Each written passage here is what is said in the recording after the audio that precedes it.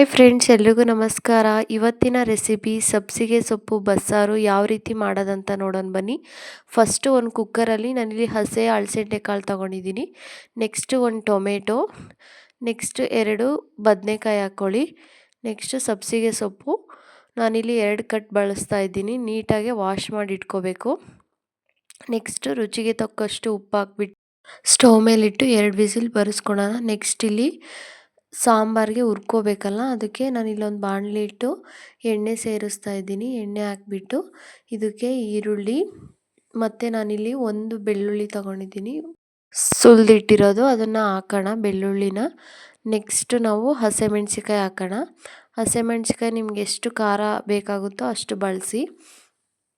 ನಾನಿಲ್ಲಿ ನೋಡಿ ಇಷ್ಟು ಹಾಕ್ತಾ ಇದ್ದೀನಿ. ನೆಕ್ಸ್ಟ್ ಅದನ್ನು ಚೆನ್ನಾಗಿ ಹುರ್ಕೊಂಡು ಇದಕ್ಕೆ ನಾವು ಇವಾಗ ಕಾಯಿ ತುರಿ ಹಾಕ್ಕೋಬೇಕು. ಕಾಯಿ ತುರಿ ಹಾಕ್ಕೊಂಡು ಕೊತ್ತಂಬರಿ ಸೊಪ್ಪು ಹಾಕ್ಬಿಟ್ಟು ಒಂದು ಸ್ವಲ್ಪ ಹೊತ್ತು ಮಿಕ್ಸ್ ಮಾಡಿ ನಾವು ಸ್ಟವ್ ಆಫ್ ಮಾಡ್ಕೊಳ್ಳೋಣ. ನೆಕ್ಸ್ಟ್ ಕಾಳು ಬಸ್ಕೊಂಡು ನೋಡಿ, ಇಲ್ಲಿ ನಾನು ಜಾಲರ ತಗೊಂಡು ಕಾಳು ಮತ್ತು ಸೊಪ್ಪು ಬಸ್ಕೊಂಡಿದ್ದೀನಿ. ನೋಡಿ ಈ ಕಡೆ ಅದು ಬಸ್ತಿರೋ ನೀರಿದೆ, ಮತ್ತು ನಾವು ಹುರಿದಿದ್ವಲ್ಲ ಅದರಲ್ಲಿ ಬೇಯಿಸಿರೋ 2 ಬದನೆಕಾಯಿ ಟೊಮೆಟೊ ಹಾಕ್ಕೊಂಡು ಮಿಕ್ಸಿ ಜಾರಲ್ಲಿ ಎಲ್ಲನೂ ಹಾಕ್ಕೊಂಡು ಹುರಿದಿರೋದನ್ನೆಲ್ಲನ ಮಿಕ್ಸಿಗೆ ಹಾಕ್ಬಿಟ್ಟು ಆ ನೀರಲ್ಲಿ ಮಿಕ್ಸ್ ಮಾಡಿದ್ರೆ ಸಾರು ಬಸ್ಸಾರು ರೆಡಿ ಆಗುತ್ತೆ.